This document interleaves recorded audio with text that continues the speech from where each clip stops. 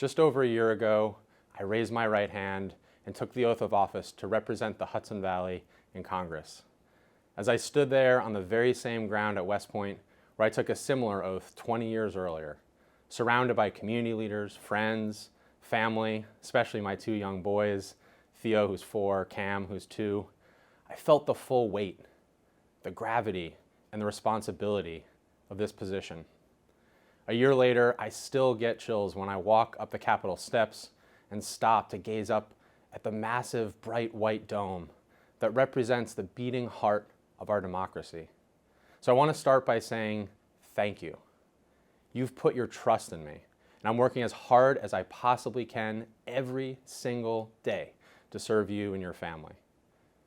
The same challenges we faced a year ago, to both deliver relief to folks feeling tremendous economic pressure and to defend fundamental rights that are increasingly under threat.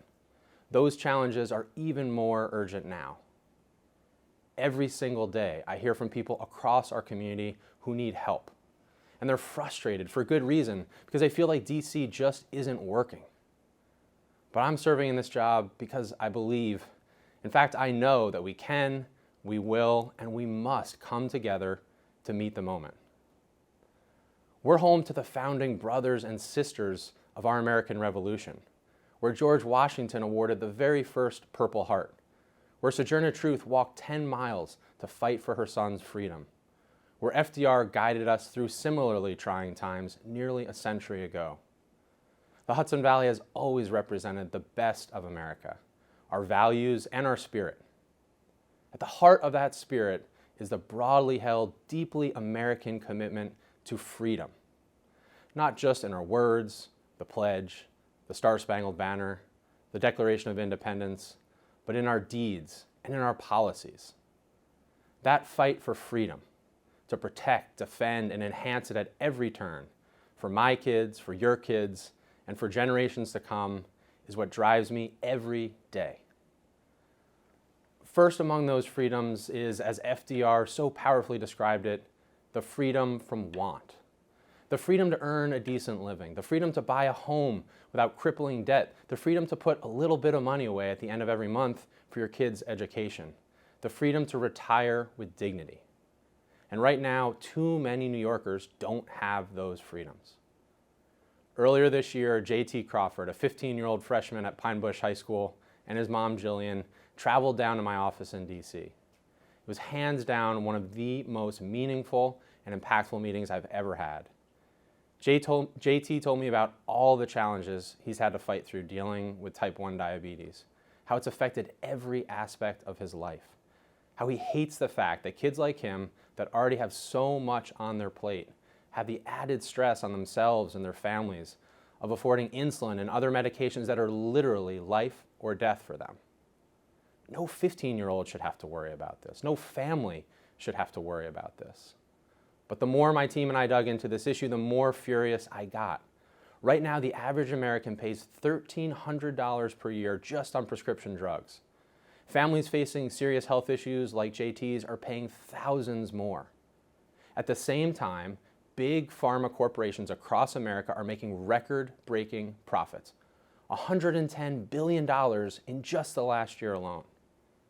That's why I proudly introduced landmark legislation, the Stopping Pharma Ripoffs and Drug Savings for All Act, that'll dramatically lower the cost of prescription drugs for millions of Americans, including JT's family, and finally start to check the power of these huge corporate monopolies.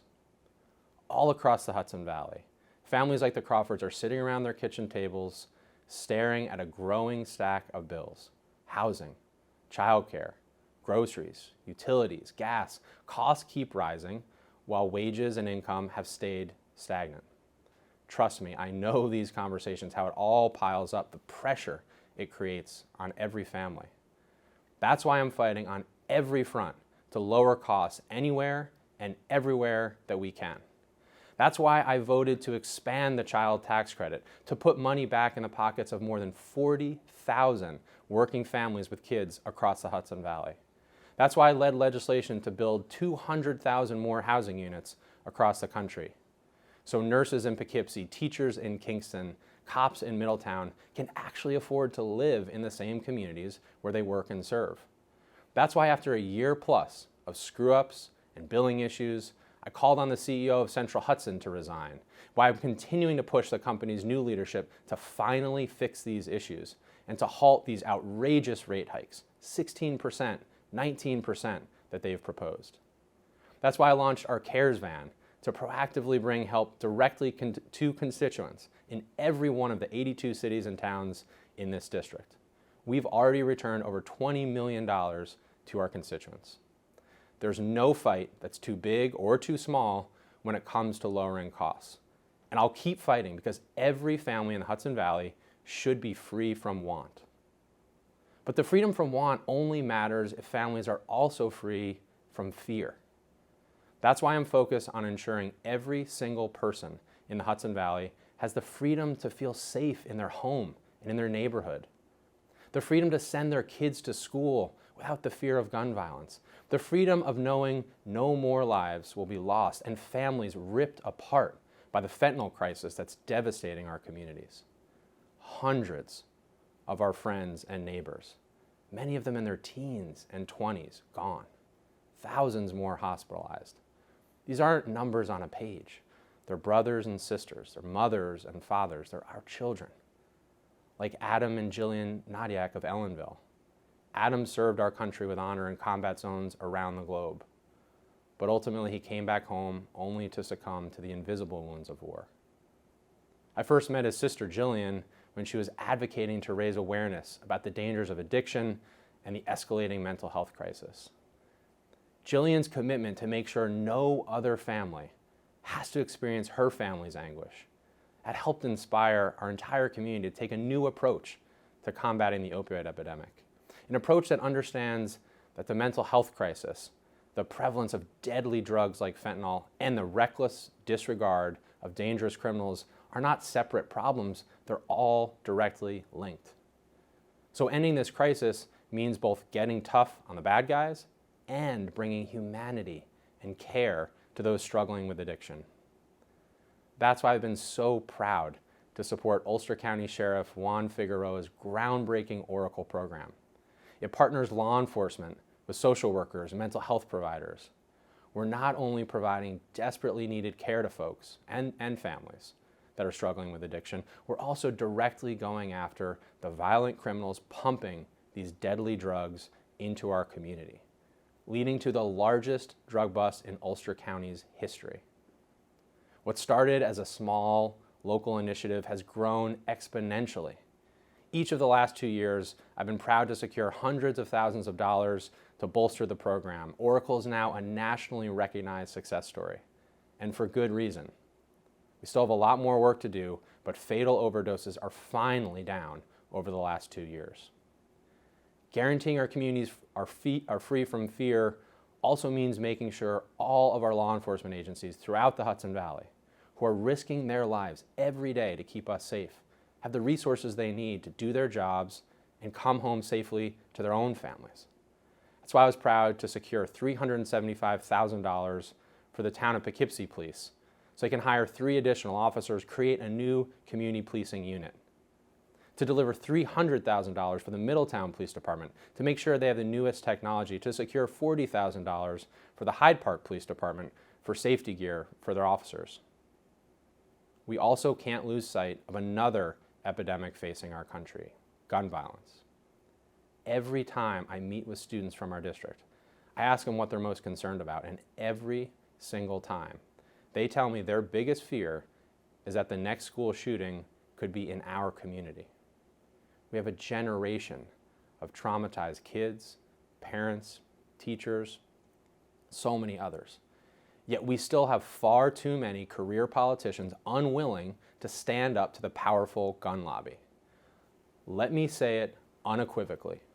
We will never have a Hudson Valley free from fear until weapons of war, the very same weapons I carried in combat, are off our streets and out of our schools.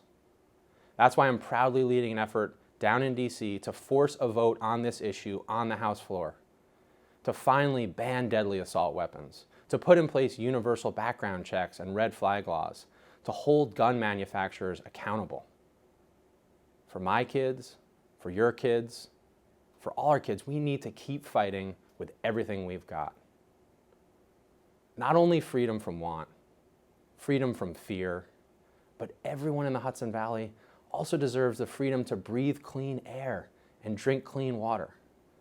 From the catastrophic storms, floods, bright orange clouds that now pummel our community every year, to the decades-long water pollution plaguing our cities and towns, we all know these freedoms are increasingly at risk as well, especially for our future generations. One of the first calls I got as a member of Congress was from Councilwoman Megan Dykler, who represents the 8th Ward in Poughkeepsie. She told me not only about her own experience dealing with lead pipes as a new mom, worrying her newborn could be at risk for brain damage, hearing problems, delayed development, but she also told me the devastating impacts it was having on so many families in Poughkeepsie. A New York State Health Department report noted 1 in 10 children in Poughkeepsie have elevated levels of lead in their blood, more than 4 times the national average. That is unacceptable. So we jumped right into action. I demanded the EPA immediately send a team to Poughkeepsie to figure out what was going on and to make sure we got the funds we needed to help. Working with the City Council, with Mayor Flowers, and with the EPA, we're now in a very strong position to ensure Poughkeepsie and all of our Hudson Valley cities can access critically needed funding to remove every single dangerous lead pipe for good. And it is not just lead pipes, and it is not just Poughkeepsie, unfortunately. We've got a long list of environmental threats that need addressing, and I'm taking them all head on. Because of the devastating damage wrought by PFAS and other forever chemicals in our water, the odds a young child in Newburgh has to visit the ER for asthma are double the average New Yorker. That's why I'm proud to lead the PFAS Action Act, the most comprehensive PFAS crackdown legislation in history, to demand corporate polluters finally clean up their act and that they foot the bill. We've also got a major problem with lead cables leaching toxins into our playgrounds, our groundwater. I'm leading the charge in Congress to force big corporations like Verizon and AT&T that have ducked their responsibility for decades to finally clean them up. And of course, we're sadly all too accustomed to the threats to our precious Hudson River. The Hudson Valley is the proud birthplace of the modern environmental movement, where our community stood up against a massive power plant that would have pumped toxic chemicals directly into our river. Now it's our generation's turn to keep up the fight. That's why we sounded the alarm when the Coast Guard proposed a plan that would turn our river into a parking lot for dangerous oil barges, and we stopped them in their tracks. That's why I demanded that Holtec stop its plan to dump radioactive nuclear waste into our river, and we passed legislation to make sure they never will. That's why I've continually called on GE to conduct a full cleanup of the PCB pollution they've left in our river for decades. Step by step, we're working to right the environmental wrongs of our past and make investments in a sustainable future. And this is a big one for our region and for me personally. I was tremendously proud to deliver a historic $21.7 million grant, the largest ever in the city's history, to revitalize Kingston's waterfront, making sure the Rondout can both continue to thrive economically and to survive the growing threats and flooding from climate change. That's the type of project I'm pushing to replicate across the region, to deliver a Hudson Valley community we can all be proud to call home. I talked a lot about freedom tonight. Freedom from want, freedom from fear, freedom to breathe clean air and drink clean water. These are core American freedoms, but they don't end there. In fact, that's just the beginning. Now, more than ever, we need leaders at every level fighting to protect and expand freedoms for the American people. Reproductive freedom, the freedom to marry who you love, the freedom to cast your ballot without unnecessary hurdles, the freedom to worship however you want, the freedom to make your voice heard in democracy, the freedom to live as who you are, wherever you are. These are all examples of the foundational freedoms the Hudson Valley has always stood for. And we must be clear-eyed about the reality we're facing. Far too many of these freedoms are under threat. Know that I will keep fighting to protect these freedoms, your freedoms, every single day. May God bless all of you, bless our 18th Congressional District, and bless the United States of America. Thank you so much, and good night.